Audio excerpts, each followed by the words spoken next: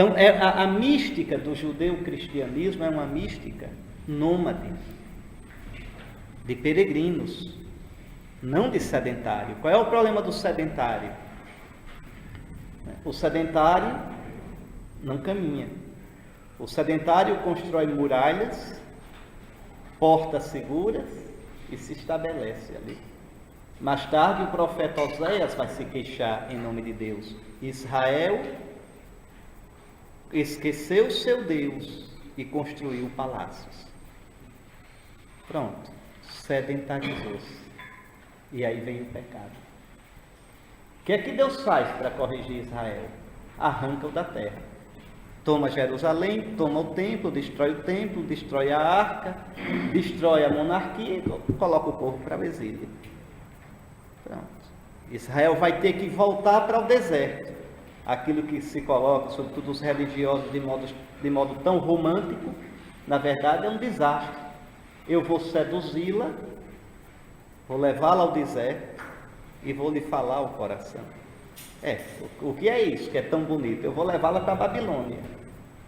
Eu vou tomar tudo, vou levá-la para a miséria, para a crise do exílio. E ali eu vou lhe falar ao coração. Eu vou fazê-lo voltar a ser nômade. A ser nômade. Então, a mística do nômade, do peregrino diante de Deus, é a mística do Antigo e do Novo Testamento. É só vocês olharem quando quiserem um consolo, quando estiverem para baixo mesmo, se acabando, leiam Hebreus 11. É a mística do nômade. Ali está o nosso DNA. Homens, mulheres que viveram como peregrinos na terra, habitando debaixo de tendas, porque esperavam a cidade que Deus lhes construiu, não nesse mundo. Então essa é a nossa mística, essa é a mística do homem da Bíblia. Do homem da Bíblia. É interessante. Então desprender-se para ser livre e maduro em relação a Deus. Quem não se desprende não caminha e não é disponível. O autor da carta aos Hebreus nos recomenda largar o fardo, os fardos de nossos apegos, que se tornam, por isso mesmo, fardos de pecado. Fardos de pecado. E correr para o Cristo, nosso lugar de encontro e nossa meta. Abraão não sabe, mas ele está caminhando para Cristo. Ele está esperando uma terra. Ele nem desconfia que a terra que Deus vai dar a ele não é um pedaço de chão. É uma coisa muito mais incrível e maior. Portanto, também nós, com tal nuvem de testemunhas ao nosso redor, rejeitando todo fardo e o pecado que nos envolve, corramos com perseverança para o certame que nos é proposto, com os olhos fixos naquele que é o autor e realizador da fé, Jesus. Veja, é a atitude daquele cego de Jericó, que deixando sua capa, levantou-se e foi até Jesus. Temos nós nossas capas, cheias de bens, esmolas, migalhas da vida. Sabemos deixá-las para ir ao encontro daquele que nos chamou e nos espera? Que coisas me prendem? Que ideias, sentimentos, pessoas, situações me impedem de ser generoso e livre? Quais os meus fardos de pecado? Abraão é livre diante de Deus. Em Abraão vemos a liberdade que cresce com a generosidade, a pobreza que se faz rica. Abraão deixa, escolha logo, escolha. Daí nasce sempre a vida verdadeira, esquecendo-se de si, saindo do seu mundozinho e dos seus interesses, dando espaço para o outro e para os outros. Nosso Pai revela-se um homem que confia em Deus, que alimenta sua esperança com uma contínua generosidade. Abraão sabe perder-se para se reencontrar e encontrar os outros em Deus. Isso foi uma constante na sua existência. A mesma generosidade e disponibilidade vamos ver quando ele vai em socorro do seu sobrinho Ló, depois que Ló quebra a cara, né? Porque Ló olha, eles estão ali no espinhaço de Israel, né? Na parte montanhosa. Ló olha e toma o rumo do leste, desce o vale do Jordão, vai para aquela região do Mar Morto, onde estão Sodoma e Gomorra. Ali existem vales férteis. Ali é fácil negociar com o povo de Sodoma e Gomorra. Veja, ali tem progresso. Ló deixa para Abraão o osso da carne de pescoço, né? A região montanhosa. A região montanhosa. Historicamente foi a região que Israel habitou, era o que sobrava da Terra Santa, a região montanhosa. E quando Ló se mistura lá com o pessoal de Sodoma e Gomorra, veja, se dá mal. E Ló vai lá para salvá-lo, né? Mostra a generosidade com seu sobrinho. Mostra a generosidade quando deu o dízimo a Melquisedeque, rei de Salém. Mostra generosidade quando foi justo, generoso e cheio de honestidade para com o rei de Sodoma, depois de uma guerra, sendo recompensado mais adiante. Eu coloquei aí essas citações, são passagens do caminho de Abraão. Quando finalmente, com presteza e generosidade, acolheu os 3 forasteiros que viajavam e neles acolheu o próprio Senhor, sendo apresentado pela Escritura como modelo de hospitalidade. Veja, Abraão é generoso. Abraão não é apegado. Abraão é livre, porque está caminhando para Deus. Porque está caminhando com Deus. Para quem Deus é absoluto, tudo é relativo. Tudo é importante, nada é absoluto, só Deus. Tudo é importante. Minha família, meus paroquianos, minha paróquia, meu trabalho pastoral, meus planos, tudo é importante. Nada é absoluto. Só o Senhor é Deus. Só Deus é absoluto. Qual a qualidade de minhas relações? São livres, castas ou interesseiras, pegajosas, que me escravizam, que quebram meu coração? A generosidade e a abertura de Abraão aparece ainda mais quando se pensa que Ló escolheu as melhores terras, as do Vale do Jordão, deixando para o tio os montes mais áridos da Samaria atual, no país de Canaã. O contraste é muito instrutivo. Olhe como o texto diz, é muito interessante a gente olhar o texto, não a ideia só. Ló ergueu os olhos e viu toda a planície do Jordão, que era toda irrigada. Olhe lá, Ló escolheu para si toda a planície do Jordão. Ló escolhe para si. Assim procedendo, vai para a região de Sodoma e Gomorra, de costumes corrompidos. Veja, um nômade que tem uma vida simples vai se meter com os sedentários, que tem uma vida promíscua, cosmopolita, digamos assim. Vejam, Abraão, ao invés, confiou no Senhor, esperou que ele lhe dissesse para levantar os olhos e olhar a terra que ele receberá. Olhe como diz o texto. O Senhor disse a Abraão, depois que Ló se separou dele: ergue os olhos e olha do lugar em que estás, para o norte e para o sul, para o oriente e para o ocidente. Toda a terra que vês, eu darei a ti e à tua posteridade para sempre. É impressionante, porque Abraão foi generoso, porque soube ser aberto a Deus e aos outros, Deus o recompensou. Agora, Abraão, é a tua vez, ergue os olhos. Quando Deus manda, ele ergue os olhos. Veja, olha para todo lado, até para o lado para onde Ló foi. Olha para tudo, eu te darei tudo, inclusive o que Ló escolheu. Bem-aventurados os mansos, porque herdarão a terra. Por que os mansos herdarão a terra? Porque conquistam primeiro a terra mais difícil, o próprio coração. O próprio coração.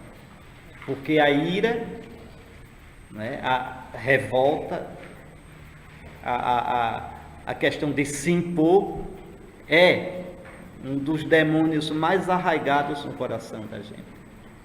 Tem um texto no ofício de leitura, se não me engano, de São Doroteu de Gaza, que é muito interessante. São Doroteu de Gaza, você vê lá o monge, bem quietinho, bem piedoso, né? A mão debaixo do escapulário. Por que é que os monges colocam, né, para rezar? Os monges têm o costume de colocar as mãos embaixo do escapulário. Isso tem um sentido espiritual, ascético. É que os animais usam para se defender e para atacar as presas, no caso dos cachorros, né, um porco selvagem, os chifres, no caso do gado, veja, o homem usa a língua e as mãos. A língua e as mãos, para atacar e para se defender. Então, aquele que procura ser peregrino diante de Deus, guarda o silêncio, e as mãos embaixo do escapulário querem dizer isso: eu me rendo, eu não vou atacar, nem vou me defender. Eu coloco debaixo do jugo de Cristo as minhas mãos. Pois bem, aí você vê lá o monge piedoso, a mão debaixo do escapulário. São Doroteu de Gaza diz: quer ver mesmo se ele é virtuoso? Quer ver se ele caminhou? Mexe com ele. Cutuca. Faça raiva a ele. Aquilo que ele não gosta, você pisa no calo dele. E você vai ver. Entende? Se ele realmente é manso ou não. Porque a nossa primeira tentação é, na hora, mostrar as garras. É na hora partir para o ataque. Né? Então veja, bem-aventurados os mansos, porque possuirão a terra. Por quê? O que é que me faz ser manso? Eu entrego a minha causa ao Senhor. Eu creio que existe um Deus. Eu entrego a minha causa ao Senhor. Como Jeremias, né? Não deixa de ser bonito. Jeremias sofrido, pisado, ele reza, ele não se vinga. Ele pede que Deus o vingue. Vê, Senhor, o que dizem contra mim, paga-lhes. A gente pode ficar indignado com isso, mas como é que Jeremias, não é, reza: Senhor, vinga a minha causa, Senhor, dá-lhes em troca o que eles me fizeram. Melhor fazer isso, melhor rezar assim, do que a gente mesmo fazer. Entregue a Deus, que sabe o que fazer, como fazer e em que medida fazer. Porque de tanto pedir a Ele, não pense que Ele vai fazer como a gente quer. Ele vai ensinar a gente a ver e a fazer como Ele vê e faz. Danado é quando a gente se fecha na gente, na nossa lógica, na nossa medida. Aquele irmão me fez isso, ele que espera. Na primeira oportunidade eu pego. Veja, olha aí o diabo. Era melhor rezar pedindo a Nosso Senhor que o castigasse, do que ficar calado, preso em você, preparando a vingança. É aquela... No Nordeste a gente diz que quem fala sozinho fala com o cão. Né? O cão é o diabo lá pra gente. Né? E isso é verdade, né? O cão dos infernos. Né? Então veja, isso é verdade. Essa expressão do povo é verdadeira. O que é falar sozinho? É eu viver resmungando de mim para mim. É eu ver as coisas, analisar as coisas, pensar as coisas na minha medida. Foi o que Caim fez. Veja no livro do Gênesis. Quando Deus aceitou a oferta de Abel e não aceitou a de Caim. O que é que Caim faz? Vocês se lembram? Caim amarra a cara. Anda amuado. Aí Deus chama Caim. Diz, Caim, que cara é essa amarrada? É interessante, é de fina psicologia aquela passagem. Tu, desse jeito, não estás alimentando uma fera. Depois tu poderás segurá-la.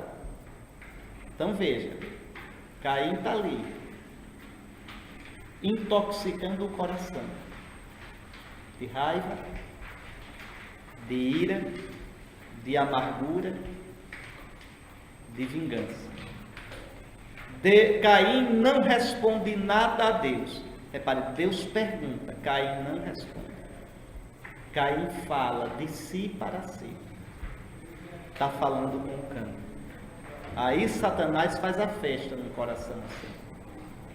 Caim sai dali e diz ao irmão, vamos ao campo, e mata. Veja, melhor Jeremias, que zangado desabafa com Deus. Quando tiverem que não suportam mais uma situação, um paroquiano, um irmão no sacerdócio, o bispo, o que for, se não suportarem mais, vão reclamar com o nosso Senhor. Chegue diante do nosso Senhor e xingue à vontade. Fale tudo o que vocês tiverem para falar. Contem, vê, Senhor, o que Ele fez. Vê se tem jeito o que Ele fez. Conte, faz bem.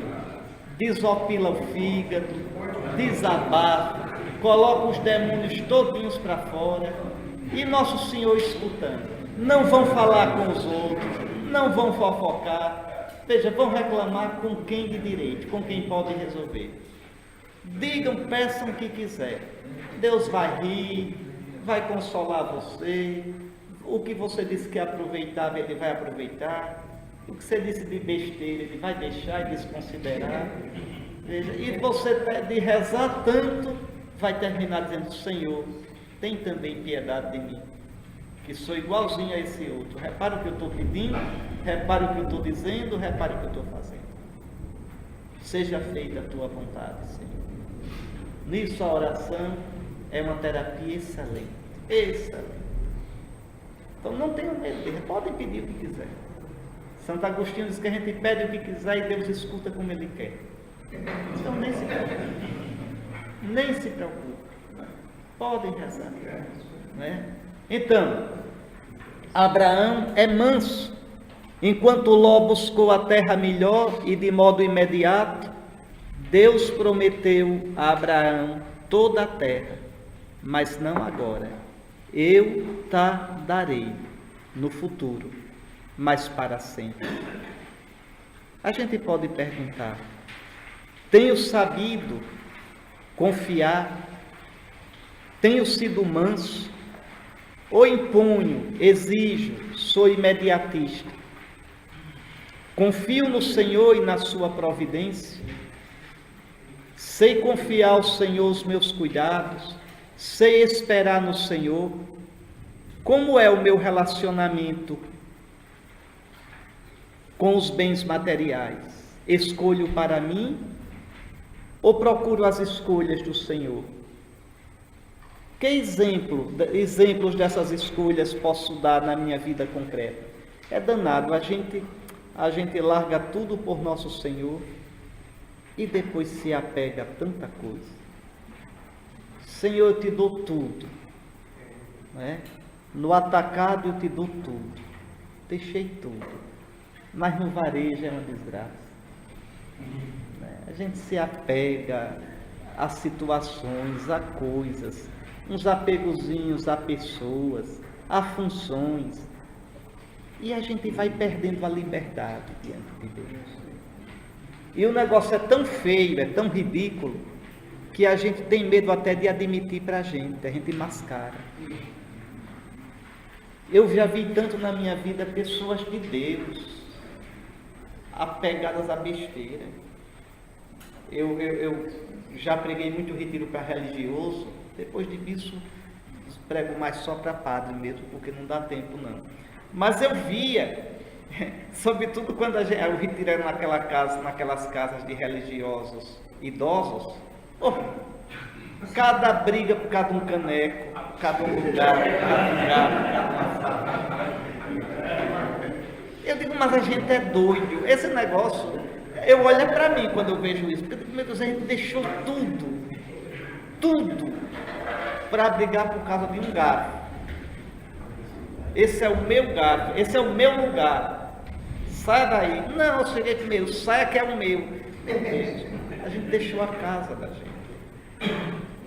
A gente é assim. A gente é assim. O nosso apego à paróquia, a um título. Eu acho que eu contei aqui da outra vez a vocês. Eu me lembro, eu era seminarista e o vigário-geral da minha diocese era um homem assim que eu admirava muito, mas no fim da vida ele fez uma, eu posso fazer até pior, viu? Mas que eu fiquei tão assustado com aquilo, que eu digo, meu Deus, o que a gente é? Eu era padre novo quando aconteceu isso com ele. Ele celebrando, e saía às vezes muito suado e entrava no ar-condicionado do carro, e ele foi acometido, ficou tetraplégico, acometido lá por uma coisa, uma bactéria, não sei, ficou tetraplégico, assim do nada. E ficou fazendo fisioterapia, a gente esperando que ele se recuperasse, 1 ano, 2, e ele nem recuperava, nem renunciava a ser vigário-geral, e o bispo, sem querer, mexer com isso. Aí o bispo, com muito jeito, chegou e disse, Monsenhor, eu vou nomear mais 2 vigários-gerais, porque o senhor está nessa situação. E aí eu fiquei impressionado com a resposta dele.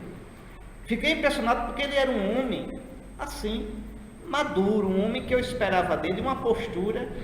Ele disse, pode nomear, não tem problema, só não me tire o título de vigário-geral, senão eu morro.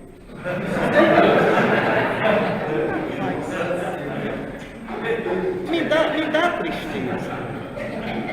Me dá. O que é um título, minha gente?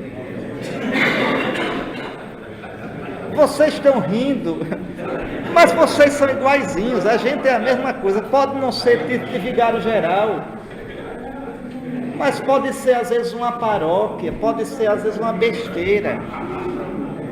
A gente é uma coisa triste às vezes,